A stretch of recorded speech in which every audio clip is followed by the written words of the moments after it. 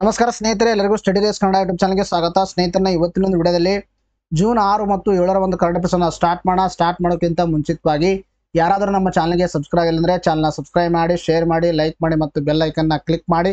Because ನಾವು video upload ಮಾಡಿದಾಗ ನಿಮಗೆ ಬೇಗನೆ ನೋಟಿಫಿಕೇಶನ್ ಬರುತ್ತೆ.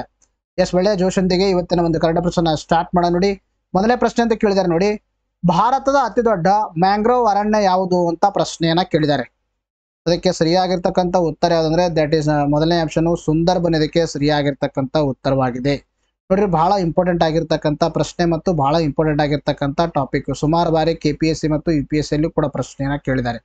ಸೊ ಸುಂದರ್ಬನ್ ಅಂತಕ್ಕಂಥದ್ದು ನಾಟ್ ಓನ್ಲಿ ಇನ್ ಇಂಡಿಯಾ, ಅರ್ಥಾತ್ ಭಾರತದಲ್ಲಿ ಮಾತ್ರವಲ್ಲ, ಜಗತ್ತಿನಲ್ಲಿ ಅತಿ ದೊಡ್ಡ ಒಂದು ಮ್ಯಾಂಗ್ರೋವ್ ಅರಣ್ಯ ಯಾವುದಾದ್ರೂ ಇದ್ರೆ ಸೊ ದ್ಯಾಟ್ ಈಸ್ ಯಾವುದಂದ್ರೆ ನಾವು ಸುಂದರ್ಬನ್ ಅಂತ ಹೇಳ್ತೀವಿ.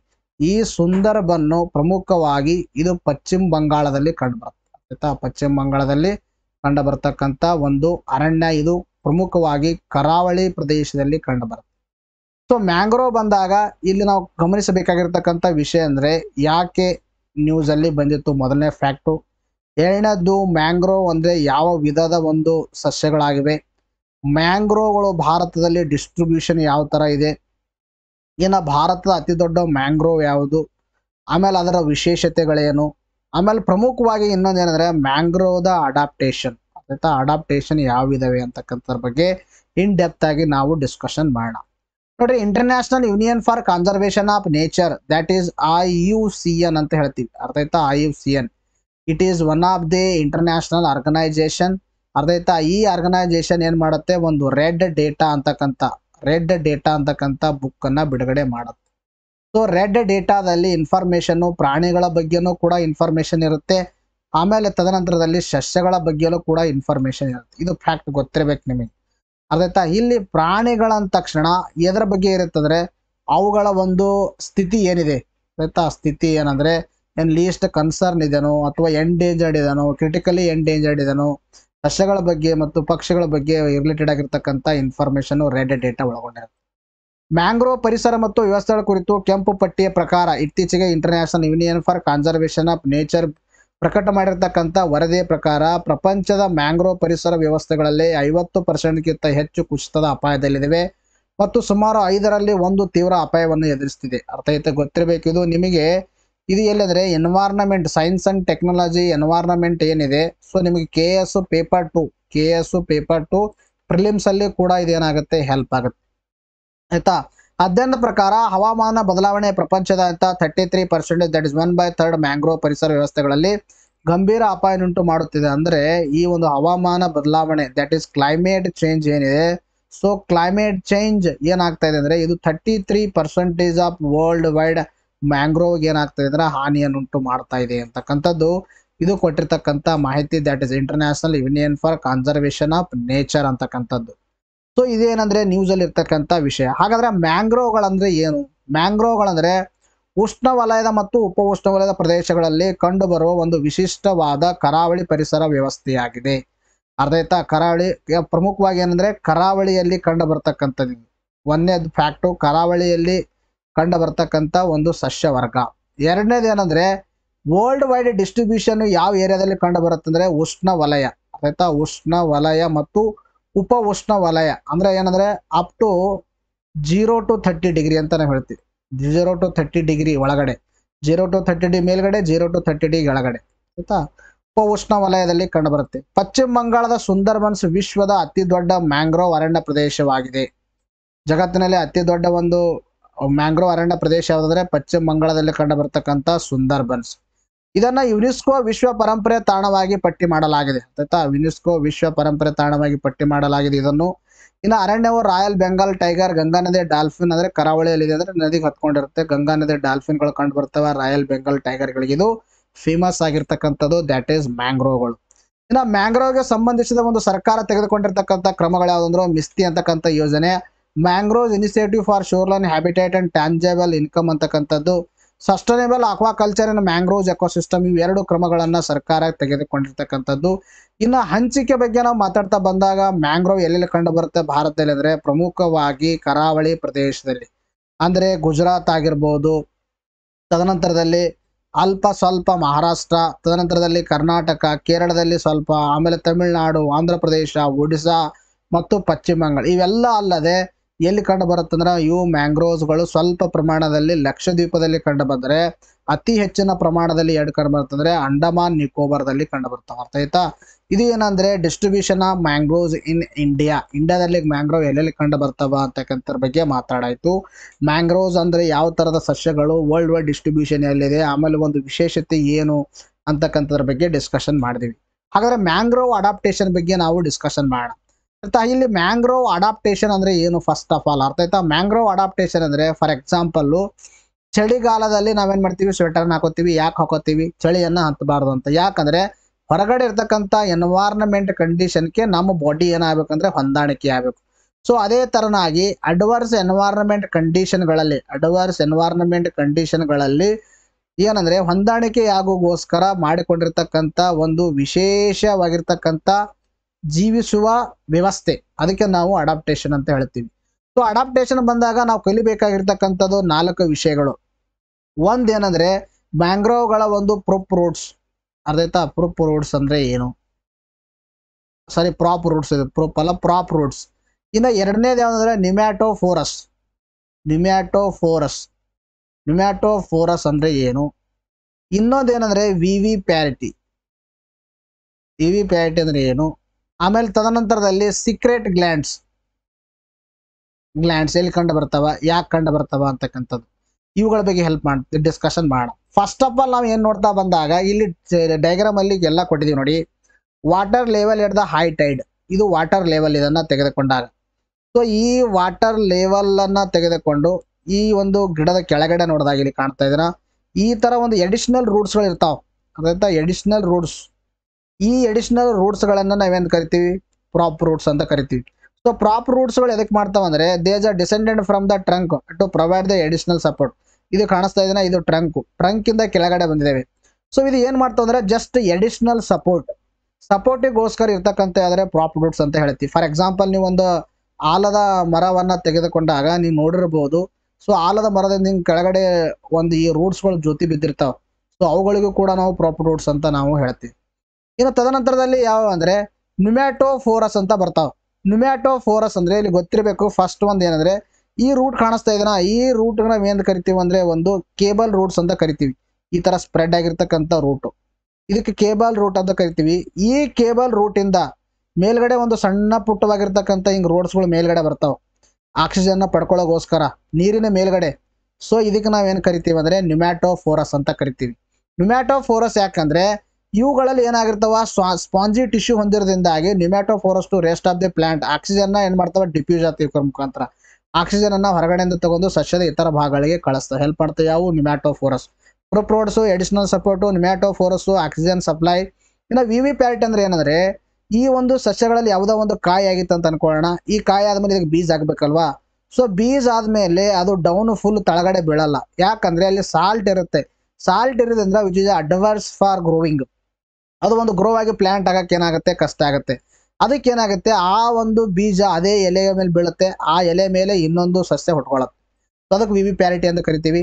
ಸೀಕ್ರೆಟ್ ಗ್ಲ್ಯಾಂಡ್ಸ್ ಅಂದ್ರೆ ಏನಂದ್ರೆ ಇದು ಇದರಲ್ಲಿ ಇರುತ್ತೆ, ಸಾಲ್ಟ್ ಅಲ್ಲಿ ಇರುತ್ತೆ. ಹೆಚ್ಚಾಗಿರ್ತಕ್ಕಂಥ ಸಾಲ್ಟ್ ಅನ್ನ ಈ ಒಂದು ಎಲೆಗಳಿಂದ ಹೊರಗೆ ಬರುತ್ತೆ, ಹೊರಗಡೆ ಬಂದು ಒಂದು ಓಲ್ಡ್ ಎಲೆಗಳ ಮೇಲೆ ಸ್ಟೋರ್ ಆಗುತ್ತೆ. ಸೊ ಅದಕ್ಕೆ ಸೀಕ್ರೆಟ್ ಒಂದು ಸಾಲ್ಟ್ ಗ್ಲ್ಯಾಂಡ್ಸ್ಗಳು ಇದರಲ್ಲಿ ಕಂಡು ಬರ್ತಾವೆ. Salt glands in surface layer of the leaves secret the salt May accumulated in the older leaves before they leave. ಅರ್ಥ ಆಯ್ತಾ? ಈ ಓಲ್ಡರ್ ಲೀವ್ಸ್ ಮೇಲೆ ಏನಾಗಿರ್ತಾವ, ಸ್ಟೋರ್ ಆಗಿರ್ತಾವ ಸಾಲ್ಟ್. ಅರ್ಥ ಆಯ್ತಾ? ಗೊತ್ತಿರಬೇಕು. ಫಸ್ಟ್ ಒಂದು ಸೀಕ್ರೆಟ್ ಗ್ಲ್ಯಾಂಡ್ಸ್ ಅಂತಂದ್ರೆ ಇಲ್ಲಿ ಸಾಲ್ಟ್ ಗ್ಲ್ಯಾಂಡ್ಸ್ ಅಂತಾನೆ ಹೇಳಬೇಕು. ಸಾಲ್ಟ್ ಗ್ಲ್ಯಾಂಡ್ಸ್ಗಳು. ಒಂದ್ ಎರಡನೇದು ವಿವಿ ಪ್ಯಾರಿಟಿ, ನ್ಯೂಮ್ಯಾಟೋಫೋರಸ್, ಪ್ರಾಪ್ ರೂಟ್ಸ್. ಇಷ್ಟು ಇವುಗಳ ಬಗ್ಗೆ ನೀವು ಗೊತ್ತಿರಬೇಕು. ನಿಮಗೆ ಅಡಾಪ್ಟೇಷನ್ ಬಂದಾಗ ಇಷ್ಟು ಗೊತ್ತಿದ್ರೆ ಸಾಕು. ಎಕ್ಸಾಮ್ ಅಲ್ಲಿ ಯಾವ್ದು ಬೇಕಾದ್ರೆ ನೀವು ಆನ್ಸರ್ ಮಾಡ್ಬೋದು. ಬಿಕಾಸ್ ಇದ್ರ ಮೇಲೆ ಪ್ರಶ್ನೆಯನ್ನ ಸುಮಾರು ಬಾರಿ ಕೇಳಿದ್ದಾರೆ. ಇಷ್ಟು ಮಾಹಿತಿ ತಮ್ಮ ತಲೆಯಲ್ಲಿ ಕ್ಲಿಯರ್ ಆಗಿ ಮ್ಯಾಂಗ್ರೋವ್ ಬಂದಾಗ ಗೊತ್ತಿರಬೇಕು. ಅರ್ಥ ಆಯ್ತಾ? ಮುಂದೆ ಬರ್ತಕ್ಕಂಥ KS ಪ್ರಿಲಿಮ್ಸ್ಗೆ it is a very important topic ಅಂತ ಹೇಳ್ತೀವಿ. ಅರ್ಥ ಆಯ್ತಾ? ಸೊ ಯಾರು ನಮ್ಮ ಒಂದು ನೋಟ್ಸ್ ಗಳನ್ನ ತಗೊಂಡಿಲ್ಲ, ಯಾರು ನಮ್ಮ ಕ್ಲಾಸ್ಗಳನ್ನ ಕೇಳಕ್ಕಾಗಿಲ್ಲ ಪ್ರೀವಿಯಸ್, ನೀವು ಮ್ಯಾಗ್ಝಿನ್ಸ್ ಕೂಡ ತಗೋಬಹುದು. 1 ಮಂತ್ಗೆ 40 ಆಗುತ್ತೆ. 2023 ಜಾನ್ ಟು ಏಪ್ರಿಲ್ 2024 640 ಆಗುತ್ತೆ. 2022 ಜಾನ್ ಟು ಏಪ್ರಿಲ್ 2024 1140 ಆಗುತ್ತೆ. ಡಿಸ್ಕೌಂಟ್ ಆಗಿ 1000 ಟೋಟಲ್ ಸಿಗುತ್ತೆ. Either PhonePe, Google Pay, Paytm, ಬಿಪೇ ಮುಖಾಂತರ ನಂಬರ್ಗೆ ಪೇ ಮಾಡೋದನ್ನ ವಾಟ್ಸಪ್ ಮುಖಾಂತರ ಪೇಮೆಂಟ್ ರಿಸಿಪ್ಟ್ ಕಳಿಸ್ತಾರೆ. ನಮ್ಮ ನೋಟ್ಸ್ಗಳನ್ನು ತಮಗೆ PDF ಫಾರ್ಮ್ಯಾಟಲ್ಲಿ ಕಳಿಸ್ಬಿಡ್ತೀವಿ, ಎಲ್ಲಿ ಬೇಕಾದ್ರೆ ಪ್ರಿಂಟ್ ತೊಗೊಂಡು ಓದ್ಬೋದು. ಸೊ ಯಾರು KS ಓದ್ತಾಯಿದ್ರೆ ಇದು ಸಬ್ಸ್ಕ್ರಿಪ್ಷನ್ ತೊಗೊಳ್ಳಿ, ಯಾರು ನೀವು VAO PDO ಮತ್ತು PSI ಓದ್ತಾಯಿದ್ರೆ ಇದನ್ನು ತೊಗೊಳ್ಳಿ. ಅರ್ಥ ಆಯ್ತಾ? ಇನ್ನೊಂದು ಏನಂದರೆ, ಸುಮಾರು ಜನ ಕೇಳ್ತಾ ಇದ್ರು, ಸರ್ ಏನು ಸರ್ ಆಲ್ರೆಡಿ ಕೆಲವರದು ಜೂನ್ ಮಂತ್ ಮ್ಯಾಗಝಿನೇ ಬಂದಿದೆ, ನೀವು ಇನ್ನೂ ಏಪ್ರಿಲ್ ಅಂತಿದ್ರ, ಮೇನೇ ಕೊಟ್ಟಿಲ್ಲ, ಈ ಥರ ಪ್ರಶ್ನೆನ ಕೇಳ್ತಾ ಇದ್ದಾರೆ. ನೋಡಿ, ಒಂದು ಸ್ಪಷ್ಟತೆ ಏನಂದರೆ, ನಾವು ಮಿಕ್ಸಪ್ ಮಾಡಲ್ಲ ನಿಮಗೆ. ಕೆಲವ್ರು ಏನು ಮಾಡ್ತಾರೆ ಅಂದರೆ ಜೂನ್ ತಿಂಗಳ ಮ್ಯಾಗಝಿನ್ ಅಂತ ಕೊಡ್ತಾರೆ. ಸೊ ಜೂನ್ ತಿಂಗಳ ಮ್ಯಾಗಝಿನ್ ಅಂತ ಹೆಡ್ಡಿಂಗ್ ಹಾಕ್ಬಿಟ್ಟು ಅದರಲ್ಲಿ ಸಂಪೂರ್ಣವಾಗಿ ಮೇ ತಿಂಗಳದನ್ನೇ ಕವರ್ ಮಾಡಿರ್ತಾರೆ. ಅದು ಜೂನ್ ತಿಂಗಳದಲ್ಲ. ಅದರ ಅರ್ಥ ಜೂನ್ ತಿಂಗಳಲ್ಲಿ ಇದರಲ್ಲ, ಕಂಪಲ್ಸರಿ ಮೇದೇ ಇರುತ್ತೆ. ಸೊ ನಾವು ಯಾವ ಥರ ಮಾಡ್ತೀವಿ ಅಂದರೆ, ಮೇ ತಿಂಗಳದ ಮ್ಯಾಗಝಿನ್ ಅಂದರೆ ಅದರಲ್ಲಿ ಎಲ್ಲವೂ ಮೇ ತಿಂಗಳದೇ ಇರುತ್ತೆ, ಮಿಕ್ಸಪ್ ಇರಲ್ಲ. ಅರ್ಥ ಆಯ್ತಾ? ಕೆಲವರು ಜೂನ್ ಬಿಟ್ಟಾರೆ ಸರ್, ನಾವು ಇನ್ನೂ ಮೇ ಬಿಟ್ಟಲ್ಲ, ಹೊಸಬ್ರು ಕೇಳ್ತಾ ಇದ್ದಾರೆ, ಅದಕ್ಕೆ ನಿಮಗೆ ನಾನು ಸ್ಪಷ್ಟತೆಯನ್ನು ಕೊಟ್ಟಿದ್ದೀನಿ. ನೆಕ್ಸ್ಟ್ ನೋಡಿ. ನೆಕ್ಸ್ಟ್ ಕ್ವಶನ್ ಕೇಳಿದ್ರೆ, ಇತ್ತೀಚೆಗೆ ಯಾವ ದೇಶವು ಭಾರತ 3ನೇ ಅತಿ ದೊಡ್ಡ ರಫ್ತು ತಾಣ ಯಾವಾಗಿದೆ ಅಂತ ಪ್ರಶ್ನೆಯನ್ನು ಕೇಳಿದರೆ, ಯಾವ್ದು ತಾಣವಾಗಿದೆ ಅಂತ ಕೇಳಿದರೆ, ಸೊ ಅದಕ್ಕೆ ಸರಿಯಾಗಿರ್ತಕ್ಕಂಥ ಉತ್ತರ ಯಾವುದಂದ್ರೆ ನೆದರ್ಲ್ಯಾಂಡ್ ಇದಕ್ಕೆ ಸರಿಯಾಗಿರ್ತಕ್ಕಂಥ ಉತ್ತರವಾಗಿದೆ. ಬಹಳ ಇಂಪಾರ್ಟೆಂಟ್ ಆಗಿರ್ತಕ್ಕಂಥ ಪ್ರಶ್ನೆ. ಭಾರತ ಏನು ಮಾಡತ್ತಂದ್ರೆ, ಇಲ್ಲಿ ಅಫ್ಕೋರ್ಸ್ ಒಂದು ಓಪನ್ ಎಕಾನಮಿ ಆದಮೇಲೆ ನಾವು ಏನು ಮಾಡ್ತಾ ಇದೀವಿ ಅಂದರೆ ಬೇರೆ ದೇಶದಿಂದ ತರಿಸ್ಕೊಳ್ತಾ ಇದೀವಿ ಮತ್ತು ನಮ್ಮ ದೇಶದಿಂದ ವಸ್ತುಗಳನ್ನು, ಗೂಡ್ಸ್ ಅಂಡ್ ಸರ್ವಿಸ್ಗಳನ್ನ ಕಳಿಸ್ತಾ ಇದೀವಿ. ಸೊ ಬೇರೆ ದೇಶದಿಂದ ತರಿಸ್ಕೊಂಡ್ರೆ ಅದಕ್ಕೆ ನಾವೇನು ಕರಿತೀವಿ, ರಫ್ತುಗಳು ಅಂತ ಹೇಳ್ತೀವಿ. ಆಮದು ಅಂತ ಹೇಳ್ತೀವಿ.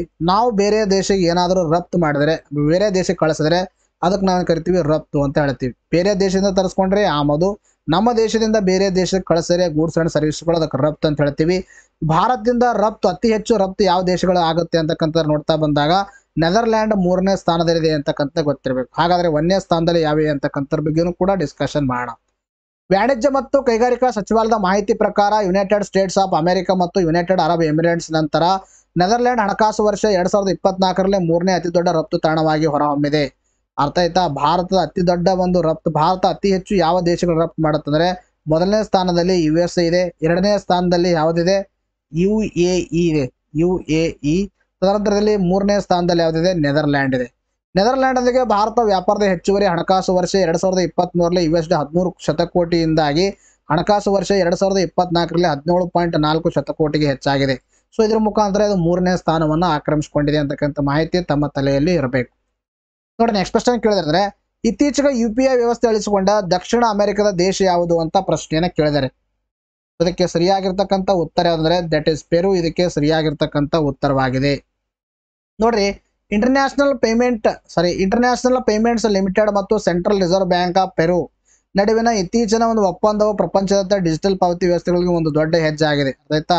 ಇಂಟರ್ನ್ಯಾಷನಲ್ ಪೇಮೆಂಟ್ ಲಿಮಿಟೆಡ್ ಆಯ್ತಾ, ಅದು ಒಂದು ಸೆಂಟ್ರಲ್ ರಿಸರ್ವ್ ಬ್ಯಾಂಕ್ ಆಫ್ ಪೆರು ಏನು ಮಾಡ್ಕೊಂಡಿದೆ ಅಂದರೆ ಯುನಿಫೈಡ್ ಪೇಮೆಂಟ್ ಇಂಟರ್ಫೇಸ್ನಂತೆ ಕಾರ್ಯನಿರ್ವಹಿಸುವ ವ್ಯವಸ್ಥೆ ಪೆರುವಿನಲ್ಲಿ ಸ್ಥಾಪಿಸುವುದು ಈ ಪಾಲುವುದಕ್ಕೆ ಒಂದು ಗುರಿಯಾಗಿದೆ. ಅಂದರೆ ಗೊತ್ತಿರಬೇಕು ತಮಗೆ, NPCI national payment corporation of India, national payment corporation of India ಅಂತಕ್ಕಂಥದ್ದು ಒಂದು ಡೆವಲಪ್ಮೆಂಟ್ ಯಾವುದು UPI ಅಂತಕ್ಕಂಥ ಡೆವಲಪ್ಮೆಂಟ್ ಮಾಡಿದೆ ಭಾರತದಲ್ಲಿ. ಯುನಿಫೈಡ್ ಪೇಮೆಂಟ್ ಇಂಟರ್ಫೇಸ್ ಅಂತ ಹೇಳ್ತೀವಿ. ಸೊ ಇದನ್ನು ಏನಂದರೆ ತಮ್ಮೆಲ್ಲರಿಗೂ ಗೊತ್ತಿದೆ, ಫೋನ್ಪೇ ಆಗಿರ್ಬೋದು, ಗೂಗಲ್ ಪೇ ಆಗಿರ್ಬೋದು, ಇದು ಏನಂದರೆ ಒಂದು ಡಿಜಿಟಲ್ ಮನಿ ಟ್ರಾನ್ಸಾಕ್ಷನ್. ಸೊ ಈ ಥರ ಒಂದು UPI ವ್ಯವಸ್ಥೆಯನ್ನು ಅಳವಡಿಸಿಕೊಂಡಿದೆ ಯಾವುದು, ಪೆರು ಅಂತಕ್ಕಂಥ ದೇಶ. ಈ ಪೆರು ಅಂತಕ್ಕಂಥ ದೇಶದಲ್ಲಿ ಕಂಡು ಬರುತ್ತೆ, ದಕ್ಷಿಣ ಅಮೆರಿಕದಲ್ಲಿ ಕಂಡು ಬರುತ್ತೆ. ಸೊ ಈ ತರನಾಗಿ NPCI ಒಂದು ತಂತ್ರಜ್ಞಾನವನ್ನು ಬಳಸಿಕೊಳ್ಳುವ ದಕ್ಷಿಣ ಅಮೆರಿಕದ ಮೊದಲ ದೇಶವಾಗಿದೆ. NPCI ಹೇಳಿದೆ ನಿಮಗೆ, national payment corporation of India. National payment corporation of India ಏನಂದ್ರೆ ಭಾರತದ ಒಂದು ಸಂಸ್ಥೆಯಾಗಿದ್ದು, ಇದು ಭಾರತದಲ್ಲಿರ್ತಕ್ಕಂಥ ಎಲ್ಲ ಸೆಟಲ್ಮೆಂಟ್ಸ್ಗಳು ಏನಿದೆ ಅವುಗಳನ್ನು ರಿಸಾಲ್ವ್ ಮಾಡುತ್ತೆ. ಯಾವುದಂದ್ರೆ national payment corporation of India. ಅದುವೇ ಏನು ಮಾಡಿದೆ, UPI ವ್ಯವಸ್ಥೆಯನ್ನು ಜಾರಿಗೆ ತಂದೆ ಮತ್ತು ಅದೇ ಅಭಿವೃದ್ಧಿಪಡಿಸಿದೆ. ಅರ್ಥ ಆಯ್ತಾ? ಇನ್ನು ಯುನಿಫೈಡ್ ಪೇಮೆಂಟ್ ಇಂಟರ್ಫೇಸ್ UPI ಬಗ್ಗೆ ಮಾತಾಡ್ತಾ ಬಂದಾಗ ಗೊತ್ತಿರಲಿ ನಿಮಗೆ, 2016ರಲ್ಲಿ ಭಾರತ ರಾಷ್ಟ್ರೀಯ ಪಾವತಿಗಳ ನಿಗಮದಿಂದ ರಚಿಸಲಾದ ಏಕೀಕೃತ ಪಾವತಿ ಇಂಟರ್ಫೇಸ್ ಇದು. ಮೊಬೈಲ್ ಸಾಧನಗಳು, ಬ್ಯಾಂಕ್ಗಳ ನಡುವೆ ತಕ್ಷಣ ಹಣವನ್ನು ಕಳಿಸಲು ಮತ್ತು ಸ್ವೀಕರಿಸಲು ಅನುಮತಿಸುತ್ತದೆ. ತಮ್ಗೆ ಗೊತ್ತಿದೆ, ಇದು 2016ರಲ್ಲಿ ಜಾರಿಗೆ ತಂದಿದ್ದಾರೆ. ಈ UPI ವಿಸ್ತೃತ ರೂಪ ಗೊತ್ತಿರಬೇಕು. ಯುನಿಫೈಡ್ ಪೇಮೆಂಟ್ ಇಂಟರ್ಫೇಸ್ ಅಂತ ಕರಿತೀವಿ. ಯುನಿಫೈಡ್ ಪೇಮೆಂಟ್ ಇಂಟರ್ಫೇಸ್ ಅಂದರೆ ಇದೇನಂದ್ರೆ ನಿಮ್ಮ ಸ್ಟೇಟ್ ಬ್ಯಾಂಕ್ ಇರಲಿ ಅಥವಾ ಕೆನರಾ ಬ್ಯಾಂಕ್ ಇರಲಿ, ಎನಿ ಬ್ಯಾಂಕ್, ಯಾವುದೇ ಬ್ಯಾಂಕಿಂದ ಇನ್ನೊಂದು ಬ್ಯಾಂಕಿಗೆ ನೀವು ಮೊಬೈಲ್ ಸಾಧನ ಮುಖಾಂತರ ನಿಮ್ಮ ಅಕೌಂಟಿಂದ ಅಮೌಂಟನ್ನು ಸ್ವೀಕಾರ ಮಾಡಬಹುದು ಮತ್ತು ಟ್ರಾನ್ಸಾಕ್ಷನ್ ಅನ್ನು ಕೂಡ ಮಾಡಬಹುದು. ಈ ವ್ಯವಸ್ಥೆನ 2016ರಲ್ಲಿ ಜಾರಿಗೆ ತರಲಾಗಿರ್ತಕ್ಕಂಥದ್ದು. ಇನ್ನು H5N2 ಎಂಬುದು ಒಂದು ಅಂತ ಪ್ರಶ್ನೆಯನ್ನು ಕೇಳಿದರೆ ಅದಕ್ಕೆ ಸರಿಯಾಗಿರ್ತಕ್ಕಂಥ ಉತ್ತರ ಇದೊಂದು ವೈರಸ್. ನೋಡಿ, ಪಕ್ಷಿ ಜ್ವರದ H5N2 ಸ್ಟ್ರೈನ್ನಿಂದ ಮೊದಲ ಸಾವನ್ನು ಮೆಕ್ಸಿಕೋದಲ್ಲಿ ಸಂಭವಿಸಿದ್ದು ಇದು ವಿಶ್ವ ಆರೋಗ್ಯ ಸಂಸ್ಥೆ ದಾಖಲಿಸಿದೆ.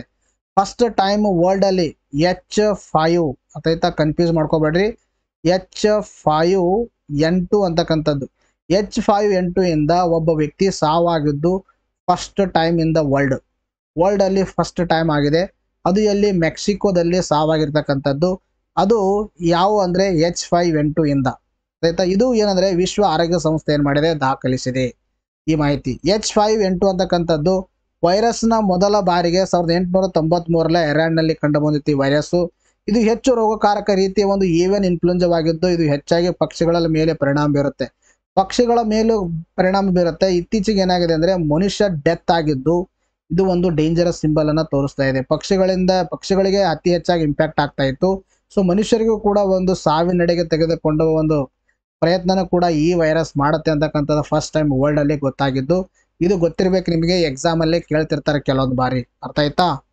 ನೋಡಿ ನೆಕ್ಸ್ಟ್ ಕ್ವಶನ್ ಕೇಳಿದ್ರೆ 1000 ದಿನಗಳನ್ನು ಬಾಹ್ಯಾಕಾಶದಲ್ಲಿ ಕಳೆದ ಮೊದಲ ವ್ಯಕ್ತಿ ಯಾರು ಅಂತ ಪ್ರಶ್ನೆಯನ್ನು ಕೇಳಿದ್ದಾರೆ. ಅದಕ್ಕೆ ಸರಿಯಾಗಿರ್ತಕ್ಕಂಥ ಉತ್ತರ ಅಂದ್ರೆ ದಟ್ ಈಸ್ ಮೊದಲನೇ ಆಪ್ಷನ್ ಓಲೆಗ್ ಕೊನೊನೆಂಕೋ. ಇದಕ್ಕೆ ಸರಿಯಾಗಿರ್ತಕ್ಕಂಥ ಉತ್ತರ. ಬಹಳ ಇಂಪಾರ್ಟೆಂಟ್ ಆಗಿರ್ತಕ್ಕಂಥ ಪ್ರಶ್ನೆ ಇದನ್ನು ಕೂಡ. ನೋಡ್ರಿ 59 ವರ್ಷದ ರಷ್ಯಾದ ಗಗನಯಾತ್ರಿ ಓಲೆಗ್ ಕೊನೊನೆಂಕೋ ಅವರು ಇತ್ತೀಚೆಗೆ 1000 ದಿನಗಳನ್ನು ಬಾಹ್ಯಾಕಾಶದಲ್ಲಿ ಕಳೆದು ಮೊದಲ ವ್ಯಕ್ತಿ ಎಂಬ ಐತಿಹಾಸಿಕ ಹೆಗ್ಗುರುತನ್ನು ಸಾಧನೆ ಮಾಡಿದ್ದಾರೆ. ಇಂಪಾರ್ಟೆಂಟ್ ನಿಮಗೆ KE ಎಕ್ಸಾಮಿನೇಷನ್ ಅಲ್ಲಿ ಮತ್ತು KPS ಅಲ್ಲಿ ಎರಡರಲ್ಲಿ ಕೇಳ್ತಾರ. ಫಸ್ಟ್ ಟೈಮ್ 1000 ದಿನಗಳ ಅರ್ಥ ಆಯ್ತಾ, 1000 ದಿನಗಳ ಕಾಲ ಈ ಒಂದು ಬಾಹ್ಯಾಕಾಶದಲ್ಲಿ ಕಳೆದಿರ್ತಕ್ಕಂಥ ವ್ಯಕ್ತಿಯಾಗಿ ಒಂದು ಚರಿತ್ರೆಯನ್ನ ಒಂದು ಹೆಗ್ಗುರುತನ್ನ ಸಾಧನೆಯನ್ನ ಮಾಡಿದ್ದಾರೆ ಯಾರಂದ್ರೆ ಓಲೆಗ್ ಕೊನೊನೆಂಕೋ ಅಂತಕ್ಕಂಥವ್ರು. ಅವರು ರಷ್ಯಾದ ಗಗನಯಾತ್ರಿ. ಈ ಸಾಧನೆಯನ್ನು ರಷ್ಯಾದ ಬಾಹ್ಯಾಕಾಶ ಸಂಸ್ಥೆ ರೋಸ್ಕಾಸ್ಮಾಸ್ ಏನ್ ಮಾಡಿದೆ? ಘೋಷಣೆಯನ್ನ ಮಾಡಿರ್ತಕ್ಕಂಥದ್ದು. ಸೆಪ್ಟೆಂಬರ್ 15, 2023 ಪ್ರಾರಂಭವಾದ ಅಂತಾರಾಷ್ಟ್ರೀಯ ಬಾಹ್ಯಾಕಾಶ ನಿಲ್ದಾಣಕ್ಕೆ ಕೊನೊನೆಂಕೋ ಅವರ 5ನೇ ಕಾರ್ಯಾಚರಣೆ ಸಮಯದಲ್ಲಿ ಮೈಲಿಗಲ್ಲನ್ನು ತಲುಪಲಾಯಿತು. ಆಯ್ತಾ, ಅವರು 5ನೇ ಬಾರಿ ಹೋಗಿದ್ರು. ನಾಟ್ ಓನ್ಲಿ ಫಸ್ಟ್ ಟೈಮ್, 5ನೇ ಬಾರಿಗೆ ಹೋದಾಗ ಅವರು ಈ ಸಾಧನೆಯನ್ನ ಮಾಡಿದ್ದಾರೆ. ಏನ್ ಸಾಧನೆ? 1000 ದಿನಗಳ ಕಾಲ ಬಾಹ್ಯಾಕಾಶದಲ್ಲಿ ಉಳಿದಿರ್ತಕ್ಕಂಥ ಮೊಟ್ಟ ಮೊದಲ ವ್ಯಕ್ತಿ ಯಾರಂದ್ರೆ ಓಲೆಗ್ ಕೊನೊನೆಂಕೋ ಅಂತಕ್ಕಂಥವ್ರು, ರಷ್ಯಾದ ಗಗನಯಾತ್ರಿ. ಈ ಹಿಂದೆ ಗೆನಡಿ ಪದಲ್ಕಾ ಅಂತಕ್ಕಂಥವ್ರು 872 ದಿನಗಳ ಕಾಲ ದಾಖಲೆಯನ್ನ ಅವ್ರು ಏನ್ ಮಾಡಿದ್ದಾರೆ? ಮುರಿದಿದ್ದಾರೆ. ಹಿಂದಿಂದ ಯಾರಿತ್ತು, ಈಗ ಏನ್ ಮಾಡಿದರೆ, ಯಾವ ದೇಶದವರು, ಎಷ್ಟು ಸಾಧನೆ, ಏನ್ ಸಾಧನೆ ಅಂತಕ್ಕಂಥದ್ದು ಕ್ಲಿಯರ್ ಆಗಿ ಇರಬೇಕು. ನೋಡಿ ನೆಕ್ಸ್ಟ್ ಪ್ರಶ್ನೆ ಕೇಳಿದ್ರೆ 20 ವರ್ಷಗಳ ನಂತರ ಸಂಸತ್ತಿನ ಕೆಳಮನೆಗೆ ಮರು ಚುನಾಯಿತರಾದ ಮೊದಲ ಸ್ಪೀಕರ್ ಯಾರು ಅಂತ ಪ್ರಶ್ನೆಯನ್ನ ಕೇಳಿದ್ದಾರೆ. ಸೊ ಅದಕ್ಕೆ ಸರಿಯಾಗಿರ್ತಕ್ಕಂಥ ಉತ್ತರ ಅಂದ್ರೆ ದಟ್ ಈಸ್ ಎರಡನೇ option Om Birla is the right answer. ಇದನ್ನು ಕೂಡ ಬಹಳ ಇಂಪಾರ್ಟೆಂಟ್ ಆಗಿರ್ತಕ್ಕಂಥ ಪ್ರಶ್ನೆ. ನೋಡಿ, ಲೋಕಸಭೆ ಸ್ಪೀಕರ್ ಓಂ ಬಿರ್ಲಾ ಅವರು ಕೋಟಾ ಕ್ಷೇತ್ರವನ್ನು ಬಹುಮತದಿಂದ ಗೆದ್ದಿದ್ದಾರೆ. ಈ ದೊಡ್ಡ ಗೆಲುವು ಅವರನ್ನ 20 ವರ್ಷಗಳಲ್ಲಿ ಸಂಸತ್ತಿನ ಕೆಳಮನೆಯಲ್ಲಿ ಮರು ಚುನಾಯಿತರಾದ ಮೊದಲ ಸ್ಪೀಕರ್ ಆಗಿದ್ದಾರೆ. ಅದಕ್ಕೆ ಫಸ್ಟ್ ಸಾಧನೆಯನ್ನು ಮಾಡಿದರೆ ಓಂ ಬಿರ್ಲಾಕ್ಕಿಂತ ಮೊದಲು 1996ರಿಂದ 1998ರವರೆಗೆ ನಡೆದ 11ನೇ ಲೋಕಸಭೆಯಲ್ಲಿ PA ಸಂಗಮ ಅವರು ಮರು ಆಯ್ಕೆಯಾದ ಲೋಕಸಭೆಯ ಕೊನೆಯ ಸ್ಪೀಕರ್ ಆಗಿದ್ದರು. 1996ರಿಂದ 1998ರವರೆಗೆ 2ನೇ ಟರ್ಮ್ ಆಗಿದ್ದ 11ನೇ ಸ್ಪೀಕರ್ ಆಗಿ PA ಸಂಗಮ ಅವರು ಮಾಡಿದರು. ಇವರಾದ 20 ವರ್ಷಗಳ ನಂತರ ಈ ಸಾಧನೆಯನ್ನು ಮಾಡಿದವರು ಯಾರಂದ್ರೆ ಓಂ ಬಿರ್ಲಾ ಅವರು ಮಾಡಿರ್ತಕ್ಕಂಥದ್ದು. ಭಾರತ ಸ್ಪೀಕರ್ಗಳ ಬಗ್ಗೆ ಮಾತಾಡ್ತಾ ಬಂದಾಗ ಮೊದಲ ಸ್ಪೀಕರ್ GV ಮಾಳವಂಕರ್ ಇಂಪಾರ್ಟೆಂಟು. ಎರಡನೇ ಸ್ಪೀಕರು MA ಅಯ್ಯಂಗಾರ್ ಅಂತಕ್ಕಂಥವ್ರು. 15ನೇ ಸ್ಪೀಕರು ಮೀರಾ ಕುಮಾರ್. 16ನೇ ಸ್ಪೀಕರು ಸುಮಿತ್ರಾ ಮಹಾಜನ್. 17 ಆದ್ರೆ ಓಂ ಬಿರ್ಲಾ. ಇಷ್ಟು ಮಾಹಿತಿ ತಮ್ಮ ತಲೆಯಲ್ಲಿ ಇರಬೇಕು. ಇದು ಕೂಡ ಇಂಪಾರ್ಟೆಂಟ್ ಆಗಿರ್ತಕ್ಕಂಥ ಇನ್ಫಾರ್ಮೇಶನ್. ಇನ್ನು ಲೋಕಸಭೆ ಬಗ್ಗೆ ಮಾತಾಡ್ತಾ ಬಂದಾಗ ಅಫ್ಕೋರ್ಸ್ ತಮಗೆ ಗೊತ್ತಿದೆ, ನಾವು ಏನು ಪಾರ್ಲಿಮೆಂಟ್ ಅಂತ ಕರಿತೀವಿ ಅದರಲ್ಲಿ 2 ಮನೆಗಳಿದೆ. ಒಂದು ರಾಜ್ಯಸಭೆ ಅಂತಿದೆ, ಇನ್ನೊಂದು ಲೋಕಸಭೆ ಅಂತಿದೆ. ಲೋಕಸಭೆಯನ್ನು ನಾವು ಕೆಳಮನೆ ಅಂತ ಕರಿತೀವಿ, ಈ ಒಂದು ರಾಜ್ಯಸಭೆಯನ್ನ ಮೇಲ್ಮನೆ ಅಂತ ಕರಿತೀವಿ. ಭಾರತ ಸಂಸತ್ತಿನ ಕೆಳಮನೆಯಾಗಿದೆ. ಪ್ರತಿ ಲೋಕಸಭೆ ಅವಧಿ 5 ವರ್ಷಗಳಿಗೊಮ್ಮೆ ಇರ್ತದೆ. ಸೊ ಒಟ್ಟು ಸದಸ್ಯರು ಎಷ್ಟು ಅಂದ್ರೆ 552 ಜನ ಇರ್ತಾರ. ಸೊ 552 ಜನರಲ್ಲಿ 272 ಯಾರು ಗೆದ್ದಿರ್ತಾರ ಅವ್ರು ಸರ್ಕಾರವನ್ನು ರಚನೆ ಮಾಡ್ತಾರ. ಆದ್ರೆ ಈಗ ಲೋಕಸಭೆ 545 ಸದಸ್ಯರನ್ನು ಹೊಂದಿದರೆ ಪ್ರಸ್ತುತವಾಗಿ ಲೋಕಸಭೆ ಸ್ಪರ್ಧಿಸಲು 25 ವರ್ಷ ಕನಿಷ್ಠ ಏನಾಗಿರ್ಬೇಕು, ಅವ್ರಿಗೆ ವಯಸ್ಸನ್ನ ಆಗಿರ್ಬೇಕು. ಇದು ಸಾರ್ವತ್ರಿಕ ವಯಸ್ಕ ಆಡಳಿತ ಫ್ರಾಂಚೈಸ್ ಮುಖಾಂತರ ಮತದಾನ ಪದ್ಧತಿ ಆಧಾರದ ಮೇಲೆ ಪ್ರಜೆಗಳಿಂದ ನೇರವಾಗಿ MP ಗಳನ್ನ ನಾವೇನ್ ಮಾಡ್ತೀವಿ, ಆಯ್ಕೆಯನ್ನ ಮಾಡ್ತೀವಿ. ಆದ್ರಿಂದ ಲೋಕಸಭೆಯನ್ನ ಜನತಾ ಸದನ ಅಂತಾನೂ ಕೂಡ ನಾವು ಕರಿತೀವಿ. ಈ ಒಂದು ಮೇಲ್ಮನೆಯವನ್ನ ನಾವು ಹಿರಿಯರ ಸದನ ಅಂತ ಕರಿತೀವಿ. ಅರ್ಥ, ಹಿರಿಯರ ಸದನ ಅಂತಾನೂ ಕೂಡ ಕರಿತೀವಿ. ಚಿಂತಕರ ಚಾವಡಿ ಅಂತಾನೂ ಕೂಡ ನಾವು ಕರಿತೀವಿ ಮೇಲ್ಮನೆಯನ್ನ, ರಾಜ್ಯಸಭೆಯನ್ನ. ಅರ್ಥ ಆಯ್ತಾ? ನೋಡಿ ನೆಕ್ಸ್ಟ್ ಪ್ರಶ್ನೆ ಕೇಳಿದ್ರೆ ಭಾರತದಲ್ಲಿ ಹಣದುಬ್ಬರ ನಿಯಂತ್ರಿಸುವ ಸಂಸ್ಥೆ ಯಾವುದು ಅಂತ ಪ್ರಶ್ನೆಯನ್ನು ಕೇಳಿದರೆ ಸೊ ಅದಕ್ಕೆ ಸರಿಯಾಗಿರ್ತಕ್ಕಂಥ ಉತ್ತರ 3ನೇ ಆಪ್ಷನ್ 1 ಮತ್ತು 2ಕ್ಕೆ ಸರಿಯಾಗಿರ್ತಕ್ಕಂಥ ಉತ್ತರ. ಸೊ ಕೇಂದ್ರ ಸರ್ಕಾರದ ಒಂದು ಶಿಫಾರಸಿನ ಮೇರೆಗೆ RBI ಮಾಡುತ್ತೆ ಭಾರತದಲ್ಲಿ ಇನ್ಫ್ಲೇಷನ್ ಅನ್ನ ಕಂಟ್ರೋಲ್ ಮಾಡುತ್ತೆ. ಸೊ ಇನ್ಫ್ಲೇಷನನ್ನು ಕಂಟ್ರೋಲ್ ಮಾಡೋಕ್ಕೆ ಪ್ರಮುಖವಾಗಿ ಆರ್ ಬಿ ಐ ಏನು ಮಾಡುತ್ತಂದರೆ ಮಾನಿಟರಿ ಪಾಲಿಸಿಯನ್ನು ಯೂಸ್ ಮಾಡುತ್ತೆ. ಅದರಲ್ಲಿ monetary policy. So monetary policy ಅಂದರೆ ಏನು, ತದನಂತರದಲ್ಲಿ ಈ ಒಂದು ಮಾನಿಟರಿ ಪಾಲಿಸಿಯಲ್ಲಿ ಒಂದು ಮಾನಿಟರಿ ಕಮಿಟಿ ಅಂತ ಬರುತ್ತೆ. ಆಮೇಲೆ ಇದರಲ್ಲಿ ರೆಪೋ ರೇಟ್ ಅಂದ್ರೇನು, ರಿವರ್ಸ್ ರೆಪೋ ರೇಟನ್ನು ಪ್ರೀವಿಯಸ್ ಕ್ಲಾಸಲ್ಲಿ ಕೂಡ ಡಿಸ್ಕಷನ್ ಮಾಡಿದ್ವಿ. ಇನ್ನು ಮುಂದಿನ ತರಗತಿಯಲ್ಲಿ ಅಥವಾ ನೆಕ್ಸ್ಟ್ ತರಗತಿಯಲ್ಲಿ ಇನ್ ಡೆಪ್ತ್ ಆಗಿ ಇದು ನ್ಯೂಸ್ ಇನ್ ಟ್ರಾನ್ಸಿಷನ್ ಇರೋದ್ರಿಂದ ನಾನು ಮಾಡ್ತಿಲ್ಲ. ಇನ್ ಡೆಪ್ತ್ ಆಗಿ ನಾಳೆ ಇದ್ರ ಬಗ್ಗೆ ನಾನು ಏನು ಮಾಡ್ತೀನಿ, ಕವರ್ ಮಾಡ್ತೀನಿ ತಮಗೆ. ನೆಕ್ಸ್ಟ್ ಮೊದಲನೇ ಪ್ರಶ್ನೆ, 2024 ಗುದಲೆಪ್ಪ ಹಳಿಕೆರೆ ಪ್ರಶಸ್ತಿ ಯಾರನ್ನು ಆಯ್ಕೆ ಮಾಡಲಾಗಿದೆ ಅಂತ ಪ್ರಶ್ನೆ ಕೇಳಿದರೆ ಅದಕ್ಕೆ ಸರಿಯಾಗಿರ್ತಕ್ಕಂಥ ಉತ್ತರ ಸಿದ್ಧಲಿಂಗ ಪಟ್ಟಣ ಶೆಟ್ಟಿ. 2024 ಹಿಂದಿ ಸಾಹಿತ್ಯ ಭಾರತಿ ಪ್ರಶಸ್ತಿಯನ್ನು ಯಾರು ಪಡೆದರು ಅಂತ ಪ್ರಶ್ನೆಯನ್ನು ಕೇಳಿದರೆ ಕೃಷ್ಣ ಪ್ರಕಾಶ್. ಇತ್ತೀಚೆಗೆ ಸುದ್ದಿಯಲ್ಲಿ ಕಂಡು ಬಂದ ಟಿ ಕಾರ್ನಿಯಾ ಬ್ರೆಸಿಲಿಯಸ್ TCRB ಅಂತ ಸಿಂಪಲ್ ಹೇಳ್ತೀರಿ. ಅಂದ್ರೆ ಏನಂದ್ರೆ ಒಂದು ನಕ್ಷತ್ರ ಇದು. ಟಿ ಕಾರ್ನಿಯಾ ಬೋರಿಲೀಸ್ ಅಂತಕ್ಕಂಥದ್ದು. ಟಿ ಕಾರ್ನಿಯಾ ಬೋರಿಲೀಸ್ ಅಂತಕ್ಕಂಥದ್ದು. ಸುದ್ದಿಯಲ್ಲೂ ಕಂಡು ಬಂದ ಸತ್ಯಮಂಗಲ ಮೂಲೆ ಸಂರಕ್ಷಿತ ಪ್ರದೇಶ ಯಾವ ರಾಜ್ಯದಲ್ಲಿದೆ ಅಂದರೆ that is in the Tamil Nadu. NASA ಚಂದ್ರನಿಗೆ ಪ್ರಮಾಣಿತ ಸಮಯ ವ್ಯವಸ್ಥೆಯನ್ನು ಅಭಿವೃದ್ಧಿಪಡಿಸಲು ಯಾವ ಬಾಹ್ಯಾಕಾಶ ಸಂಸ್ಥೆಗೆ ಸಹಕರಿಸಿದರೆ ಇದಕ್ಕೆ ಯುರೋಪಿಯನ್ ಸ್ಪೇಸ್ ಏಜೆನ್ಸಿ. US ನೇತೃತ್ವದ ಇಂಡೋ ಪೆಸಿಫಿಕ್ ಆರ್ಥಿಕ ಚೌಕಟ್ಟರ ಮಂತ್ರಿಸಭೆ ಎಲ್ಲಿ ನಡೆಯುತ್ತೆ ಅಂತ ಪ್ರಶ್ನೆ ಕೇಳಿದರೆ ಅದಕ್ಕೆ ಸರಿಯಾಗಿರ್ತಕ್ಕಂಥ ಉತ್ತರ ಸಿಂಗಾಪುರ್. ಇವತ್ತಿಗೆ ಮುಗಿಸೋಣ, ಮತ್ತೆ ಮುಂದಿನ ವಿಡಿಯೋದಲ್ಲಿ ಭೇಟಿಯಾಗೋಣ. ಬಾಯ್.